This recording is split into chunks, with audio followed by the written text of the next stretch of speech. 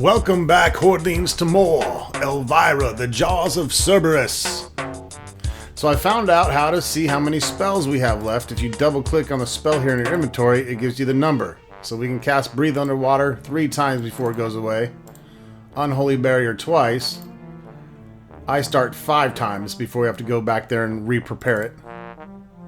Protection spell 6. Unseen Shield 6. Healing Hand 6.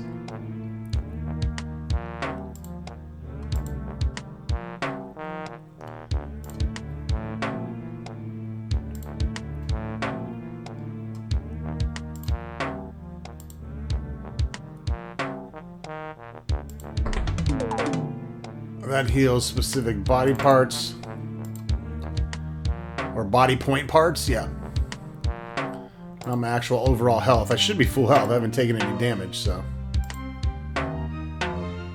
Anyways, more testing will be required.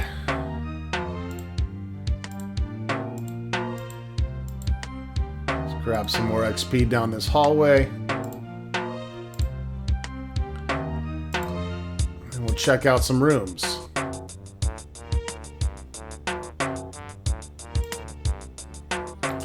Red brick, a green brick, and a yellow brick. A red ball and a green ball, and a rocking horse, and a teddy bear. Children's books, a crib we can't do anything with, and some fucky ducky wallpaper.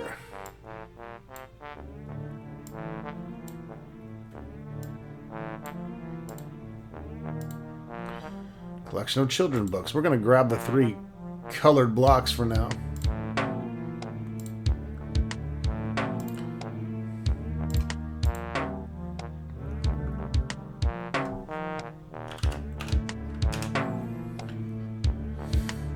Let's see what's behind this door.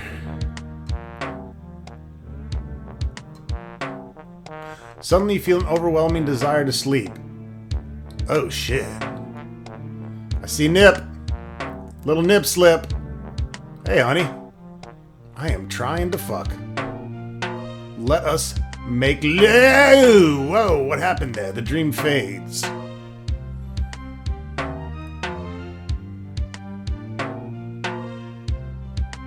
Whoa. Or does it? Oh, shit, no!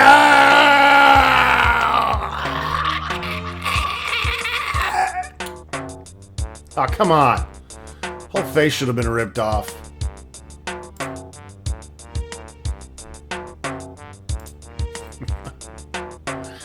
Okay, don't go into that bedroom.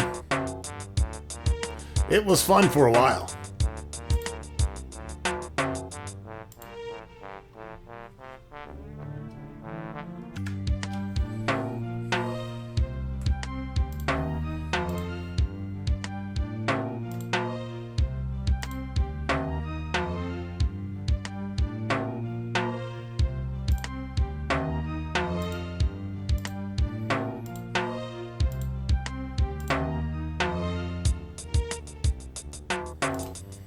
Just checking out the different rooms here.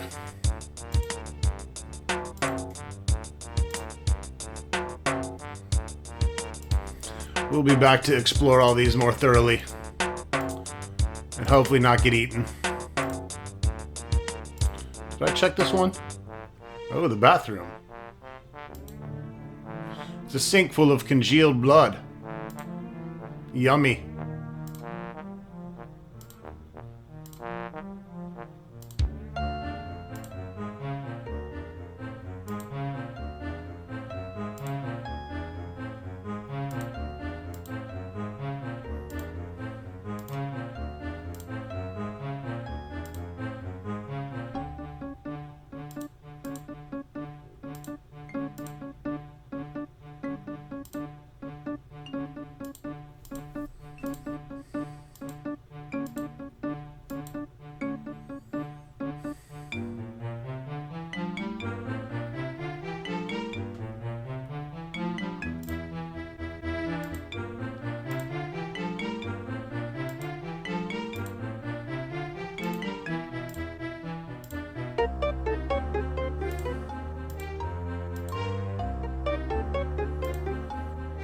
And we know that's death that way.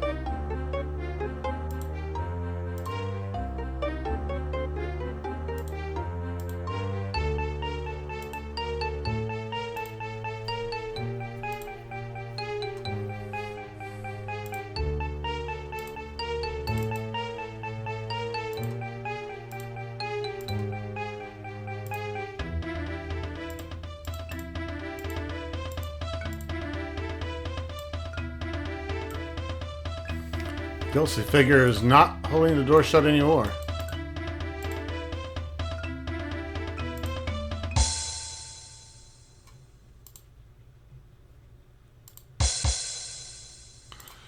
We got him to move.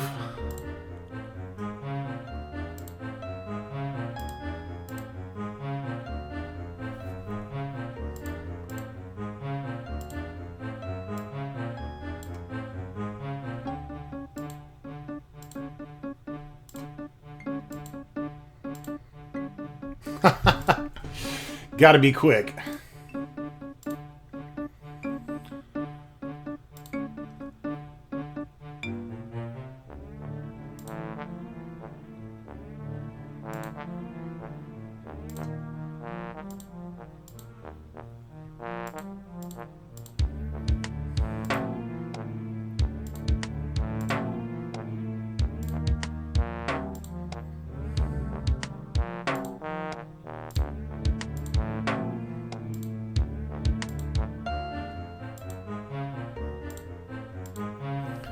Maybe I can do it even further back. No, this is as far back as I can go.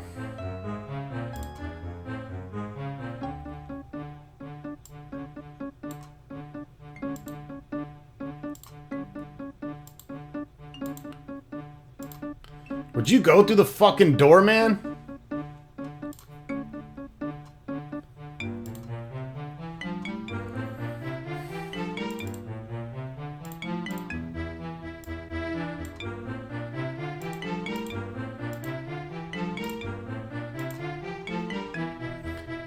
Holy shit!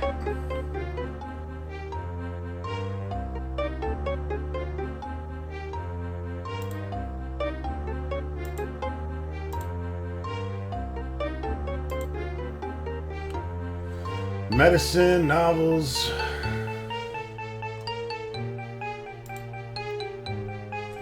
Dr. Frankenstein's theory. This medical report is about the work of leading pathologist Dr. Frankenstein. An astonishing medical phenomenon which is just coming to light are the dead doctors. These perverted pathologists practiced what is called the unholy Frankenstein theory of trying to recreate life in the dead. Amazingly, this practice has not been... I don't see a page to turn here. I see exit. Oh, there we go. Has not been outlawed, and these doctors are free to practice anywhere in the world. Christians find this practice thoroughly disgusting, and there have been many complaints and petitions to stop it. None have succeeded, however, and now the people are starting to take more decisive action in the form of physical violence. Many labs throughout the country have been attacked and their equipment destroyed. One lab was burnt to the floor, and hundreds of crucifixes were carved into the rubble. One researcher had a cross burnt into the forehead by a fanatic. But what exactly do they do at these laboratories? Many are concerned with cryogenic freezing, the practice of freezing a person until all bodily functions cease, holding them in suspended animation in the hope that life may eventually be restored. This is a highly experimental process, and successes have been few and far between. Many people, when faced with death due to an uncurable disease, will gladly take the risk. Other things that go on can only be speculated upon. That's a typo right there, as they are kept strictly confidential. But there are rumors, claims of perverted operations and dissections which are ignored by the authorities. How long will it be before people take notice and do something? The theory itself concerns the work of the notorious Dr. Frankenstein, who claims that the human body is merely a soulless bag of chemicals shocked the world. According to his theory, we have no eternal soul, but merely an extremely complicated chemical cocktail that controls our activity. He also claims to have created life from death, which gave rise to many of the famous horror films concerning his great-grandfather's creation. Many scientists challenge his claim, calling it a mindless drivel of a lunatic. This remains to be seen. The world waits for the results of the research.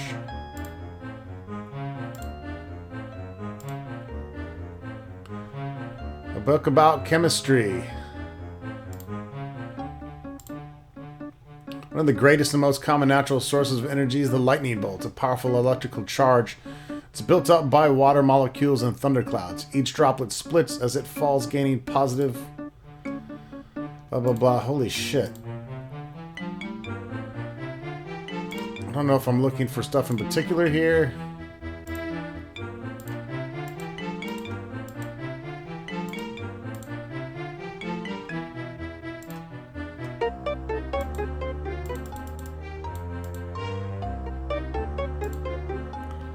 Let's look at all the sections first before we decide what we want to read. The occult, we probably need to check these out. Let's see. Theory of resurrection.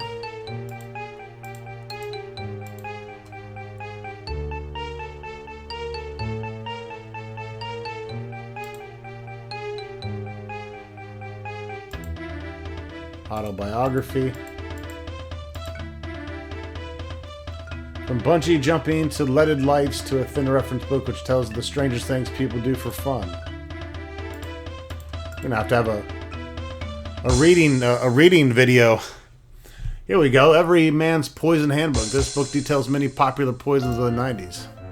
There are poisons to fit all circumstances. The true poison connoisseur knows exactly what poison to use. The actual preparation is simple and is not dealt with in this book. Make sure you select exactly the right poison or the result may be catastrophic, and you may be dead.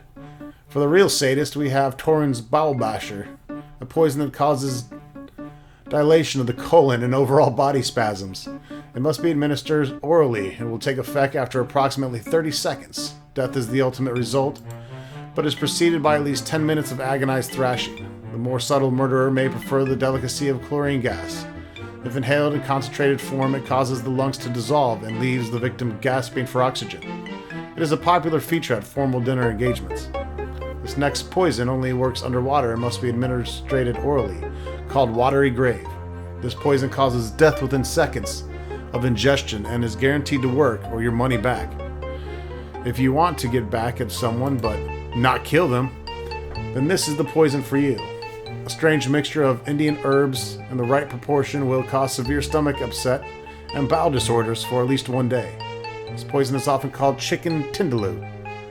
Violent hallucinations are the effects of a dose of this poison. Substance X must be administered intravenously in order to function correctly. Many victims have been known to commit suicide while under the influences of this poison. All traces disappear after use. There are poisons to fit all circumstances. The true poison connoisseur knows exactly what poison to use. The actual preparation is simple and not dealt with in this book. Wait a minute. Hey! This book repeats itself. A piece of paper falls out of this book as you put it on the shelf. Well, duh, I'm obviously going to take that. It's a chemical formula for a very strong poison.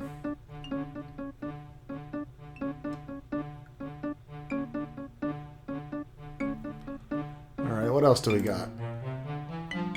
Horror. Creatures of Horror A through I, a thick, well-thumbed book which describes common monsters of the world. I through J.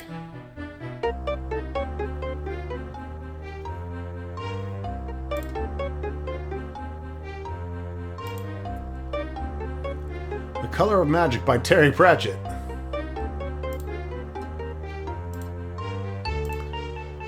Terry Pratchett is, of course, an actual author.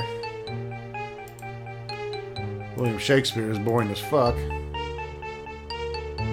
A light work entitled The Study of Demonology. You can't fathom why this was placed in the humor section. An ancient art of demonology is the most dangerous form of magic. It should not be used by a person with little power. Take heed, foolish dabbler. You have been warned. Demons will never forget you, their tormentor and captor. The hazards are great, but the rewards are greater, and the method of preparation of demonic circle of binding is both complex and difficult. Each and every stage must be performed exactly as stated, or disaster will strike you, and your suffering will be endless. First, a perfect circle of human blood must be drawn by a priest of pure good, or the magic will fail, and all chaos will be set free. Within this circle, the priest must scribe a perfect magical star to focus the power. Next, 10 black candles must be placed at the junctions of the paths, and these candles must be lit as a beacon, for evil begins to see from this foul plane. This powerful magic splits the universe into two pieces, that within the circle and that without. The area within the circle is a direct conduit to the plane of demons. You must summon the demon you wish to conjure by use of an enchanted message. Ancient tribesmen have been known to use an enchanted magic bag for this purpose. Indian wanted one of those. The following step is most important. You must not make even the slightest error or the magic will fail and demonic hordes will be free to roam the land. When the spawn of chaos has fully materialized, then you must with all speed bind him to your will. This step involves a mental battle for control between you and the monster. Once you have control, then the demon is at your command for one solar cycle. The method of banishment is similar to that of the summoning, except that by simple methods the portal must be reversed. Perform the first steps in order, then cause the demon to enter the circle and intone the spell of binding. The creature is no longer at your command. Be quick then and dispel the creature to whence it came, and destroy the magic circle lest it returns to seek revenge.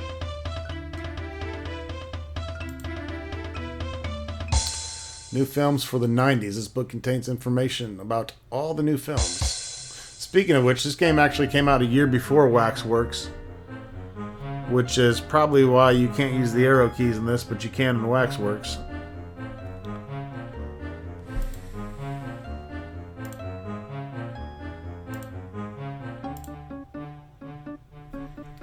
There's also a Waxworks remake being done. You can find a trailer of it on YouTube, and it looks crazy amazing. So I hope the company that's dealing with that actually finishes it. It says they're supposed to release some alpha testing this month, or next month rather, in November. So I'll definitely be checking that out. I mean, it is completely updated to 2019 graphics, more or less.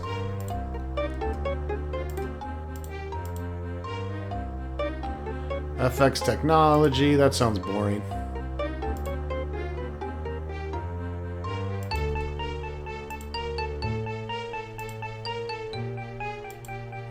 Let's check out one of these monster books. The Angel of Death is one of the evil, most powerful minions. This unholy creature is sent straight from hell to deal with those who meddle in the affairs of evil. They are usually sent only when all else fails. Although emaciated and very sallow complexion, these creatures are extremely dangerous and can usually kill you with just one blow of their scythe. It is said to be impossible to run from an Angel of Death. Few survive after having attracted the evil's attention to this degree. Animates are things created by human scientists or magic users with a specific series of action in mind. They generally perform simple movement like robots. They are renowned for endlessly following a set pattern until command otherwise. They can only understand basic commands unless some sort of artificial intelligence has been installed. They are usually extremely tough and often cannot be killed while magic is still working. This is because the magic heals any injuries they may have had, and they are restored to their original state. They do not have any special powers and must be pulverized to stop them. Banshees are the unfortunate slaves of demons whose purpose is often to foretell a death in the house. However, they are often used as early warning systems. Their ear-splitting screams will alert people an intruder's presence. They attack by scratching with their nails, but are basically defenseless against a determined attacker. They have no magical powers, and the presence of a banshee usually indicates a greater danger ahead. Be warned, for their screams are said to cause intense head pain and alert their masters. Demons are creatures that originate in another plane of existence, called the Abyss. They are 7 planes apart from the material plane on which we dwell. Indeed, if we could travel to one of these other planes, and we too would be classed as demons. Chaos is a basic demon trait, and it is simply for amusement that they come to our plane to wreak havoc. That is misspelt. That should be P-L-A-N-E, not P-L-A-I-N. They can also be summoned with magic and forced to carry out tasks for the summoner. All demons are at least moderately powerful. Some are extremely powerful, and if they attacked in mass, they could conquer the world. Luckily, demons generally don't get along. Major demons are, fortunately for humanity, a rare breed. There are actually only 8 in existence to rule each of the planes. Okay. Well, this is going against D&D.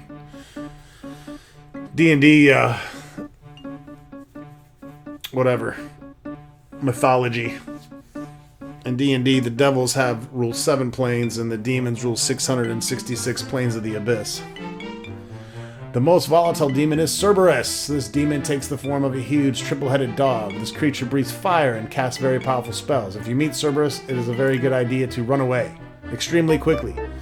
It is extremely unfriendly and has made several so far unsuccessful attempts to conquer this dimension in the past. Cerberus is often surrounded by its minions. These provide protection from magic users who have the power to banish it back to its own plane. Minor demons come in many shapes and sizes and from many planes. The most common ones are the elemental demons and succubi. Elemental demons come from one of the elemental planes and have the powers associated with that element. For example, fire demons can throw fire at will. Succubi use seduction to get their victims in a vulnerable position. Oh, that's what hit me up in the bedroom. Whereupon they use their claws to rip him limb from limb. From limb. They appear as beautiful humans, having first induced a deep sleep in their victim. Elemental demons appear as a solid mass of their element, and the key to their destruction is usually their opposite element. Ghosts are non-material entities that usually work for a powerful magic user, which they promise they will be restored to life for their service. Ghosts are the spirits of people that died in an extremely violent way with great pain. They attack with a touch of ice, which saps strength and health, and is known to be extremely disconcerting. Because of their non-material state, they can only be damaged with magic. Fortunately, they are extremely weak when attacked in this way. Ghouls are undead creatures who have the unique ability to paralyze living creatures with a touch. They are more intelligent and animated than zombies are, and are capable of independent thought, although they are usually controlled by a magic user of some sort. They are quite tough and fairly hard to kill, but they have no magical powers. When they are not attempting to paralyze, they tend to attack very quickly with a dagger. Giant rats have evolved deep beneath the ground, out of the sight of humans. They are many times the size of normal rats, and their powerful jaws can cause serious damage. They are not very tough, but can withstand a lot of damage and do not present much of a problem. Beware, some carry contagious diseases. Hags are evil bitches who have devoted their lives to malice. They have been rewarded with powerful magic and cursed with physical deformity. Once past their magical defenses, it is fairly easy to defeat them, as they have weak bodies. We need to break that witch's magic upstairs. She's probably a hag. They usually use lightning bolts to kill their enemies. Imps are best described as small, green fuckers with nasty dispositions.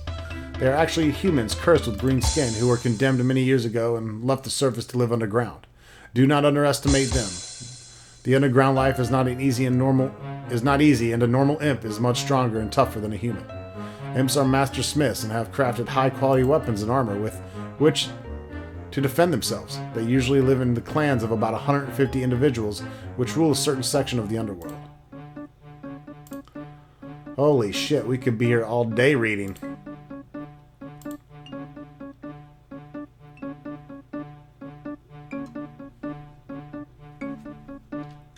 Alright, I think I've read enough here for one episode.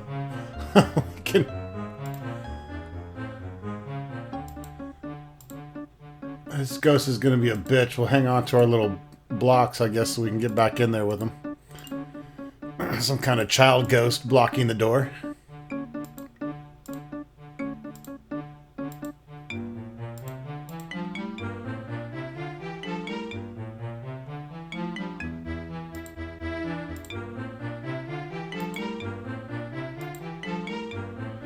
Man, when am I going to hit level 4?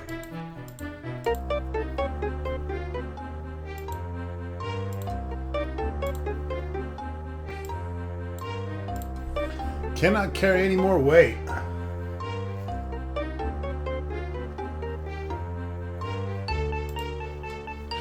Oh, you know what? Let me try this. I didn't even think about this till now. So...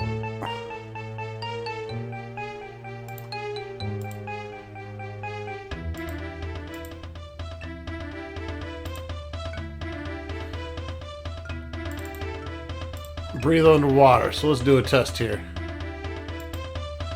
Let's create more breathe underwater spells and see if that number just goes up. That would help me out with inventory, I think. Hopefully I don't need these items for other spells, though. That's the other problem. I have a feeling this game does not mind fucking me over.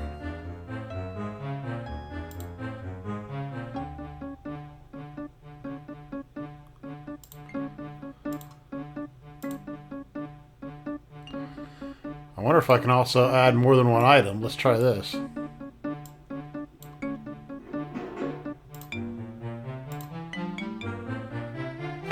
It gave me change. Went up to 6.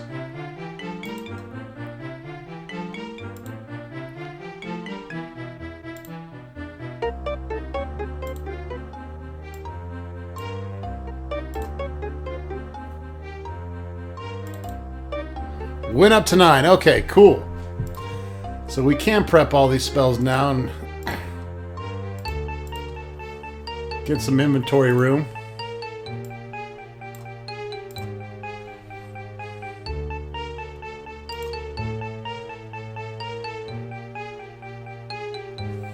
What else could I make?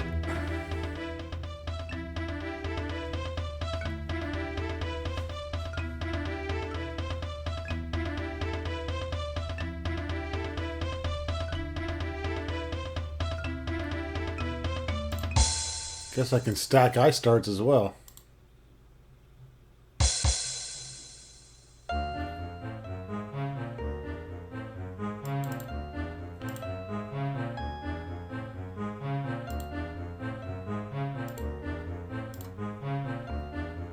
Should probably cast. That gives me experience, and then as you see, my power points slowly build back up.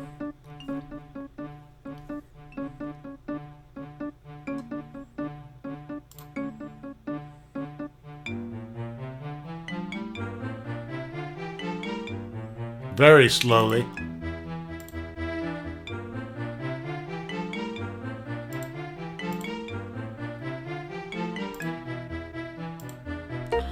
Maybe I have to be in new areas, I'm not sure.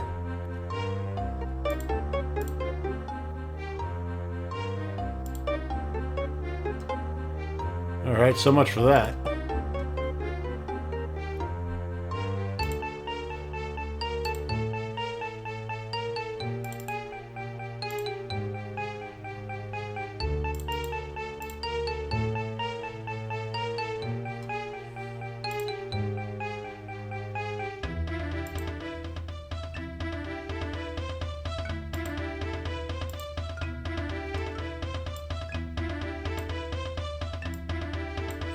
I'm going to leave these glasses here for now, since I can't pick them up, or rather I can't even make the spell that I need to.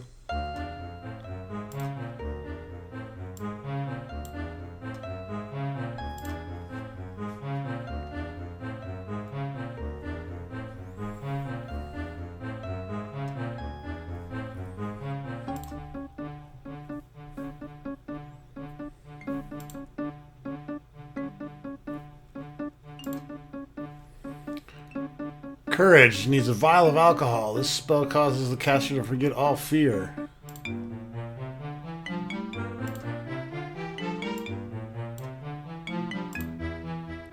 Roar!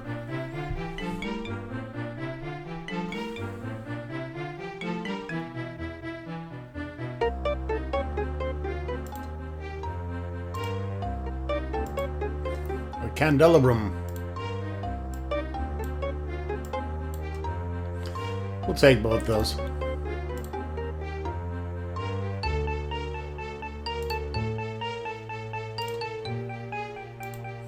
See, got a little bit of PP back.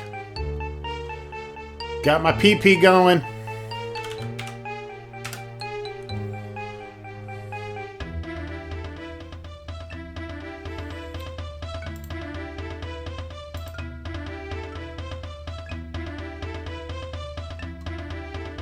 Oh, shit!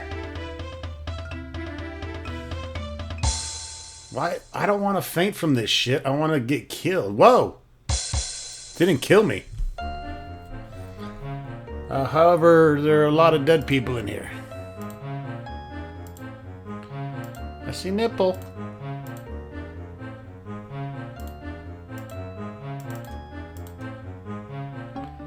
Pair of boots. Aw, oh, come on, man.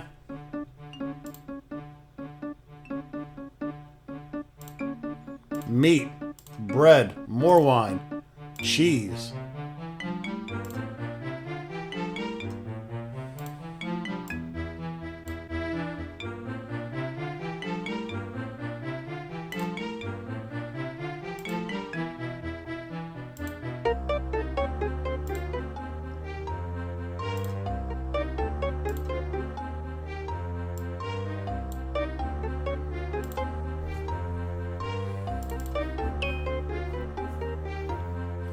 I always suspected that you were frigid, but this is just about takes the biscuit. You'll have to warm up to get out of here.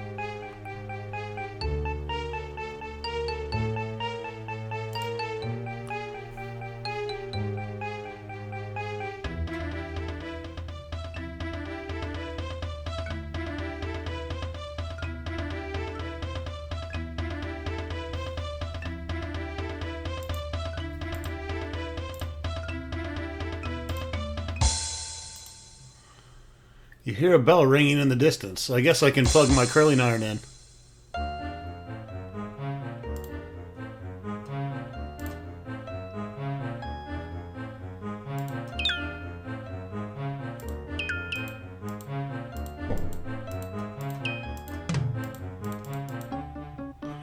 Alright, I gotta cut my fucking head off. That wraps it up for this video, folks. Thanks for watching.